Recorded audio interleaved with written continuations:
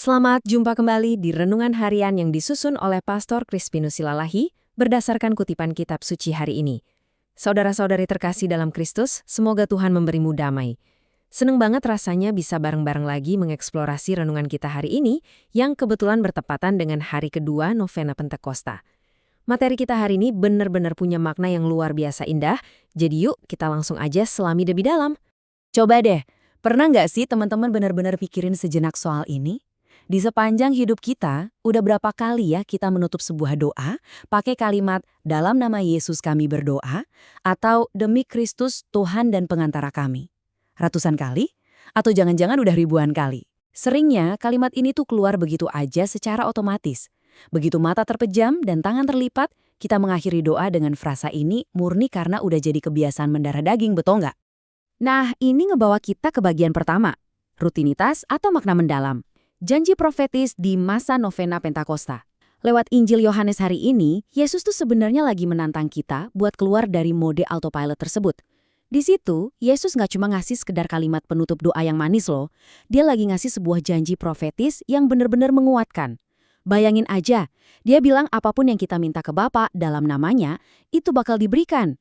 Wah, ini jelas sebuah tawaran yang luar biasa banget kalau kita benar-benar ngerti esensinya.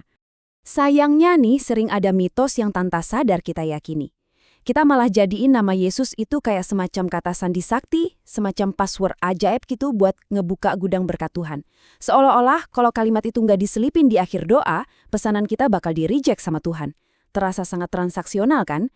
Padahal realitas teologis yang benar itu adalah tentang menyelaraskan hati dengan Yesus.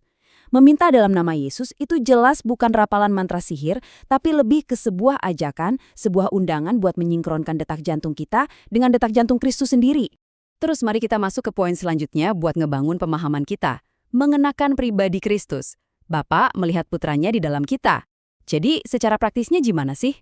Waktu kita berdoa benar-benar dalam nama Yesus, itu artinya kita lagi menghadap Bapa di surga dengan mengenakan pribadi Kristus. Coba bayangin deh, saat Bapa menatap ke arah kita, yang dia lihat adalah putra tunggalnya di dalam diri kita. Nah, biar hal ini bisa terjadi, pastinya pikiran, kehendak, dan perasaan kita juga harus ngeklik dan mencerminkan sepenuhnya apa yang Kristus inginkan. Makanya, Santo Agustinus, salah satu bapak gereja terbesar, pernah merangkum konsep ini dengan sangat apik.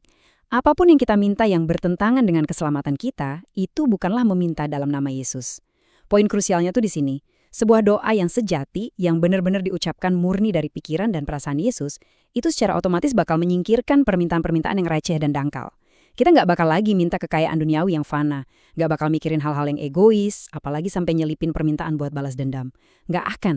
Selanjutnya, belajar dari sosok Apolos, bimbingan Roh Kudus dalam berdoa. Teman-teman mungkin nanya, terus gimana dong caranya biar doa-doa saya bisa selalu selaras sama kehendaknya Yesus? Pas banget nih, bacaan pertama dari Kisah Para Rasul hari ini punya contoh yang super relevan. Yuk kita kenalan sama sosok yang namanya Apolos. Kalau kita telusuri perjalanan spiritual si Apolos ini, wah luar biasa. Awalnya dia ini jago banget ngomong, sangat paham kitab suci, dan semangatnya tuh bener-bener menyala-nyala. Tapi ternyata pemahamannya belum 100% sempurna. Sampai akhirnya dia mau merendahkan hati untuk dibimbing sama Roh Kudus lewat Priscilla dan Aquila biar dia bisa mengerti jalan Tuhan dengan lebih akurat. Dan jujur aja ini tuh mengilustrasikan diri kita banget. Kita seringkali mirip Apolos. Kita rajin ke gereja, doa kenceng banget, semangat. Tapi kalau tanpa bimbingan Roh Kudus, sebenarnya kita sering ngeblank soal apa yang paling benar dan baik buat kita minta. Pemahaman kita memang butuh buat terus dimurnikan. Sekarang kita masuk ke bagian ini. Meminta Sang Pemberi Rezeki menggunakan cek kosong dari Yesus. Teman-teman, saat ini kita kan lagi ada di hari-hari penuh antisipasi nungguin turunnya Roh Kudus di hari Pentakosta ya. Yesus sendiri udah bilang, mintalah maka kamu akan menerima, supaya penuhlah sukacitamu. Secara nggak langsung, dia udah ngasih kita selembar cek kosong. Tapi nih, setelah kita ngerti kisahnya Apolos dan makna menyelaraskan hati dengan Kristus tadi, kira-kira apa yang seharusnya pantas kita tulis di atas cek kosong itu? Jadi, apa aja sih hadiah-hadiah spiritual sejati yang harusnya jadi fokus pencarian kita? Pertama, tentu aja keselamatan jiwa kita.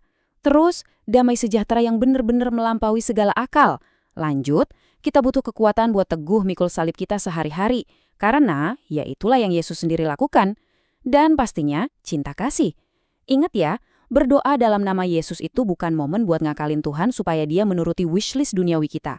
Berdoa itu sebenarnya proses membuka diri kita, ngasih jalan buat rahmat Allah masuk, dan merombak hati kita yang kadang masih keras ini, biar jadi persis kayak hatinya Kristus.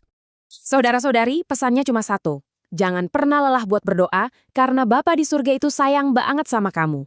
Yuk kita manfaatin momen novena Pentakosta ini dengan bijak. Jangan cuma minta rezeki lancar atau hal-hal fana yang numpang lewat aja. Mintalah sang pemberi rezeki itu sendiri, yaitu Roh Kudus. Biar dia yang langsung memenuhi hati kita dengan sukacita abadi yang gak akan pernah bisa dirampas sama dunia. Nah, ini pertanyaan buat direnungin.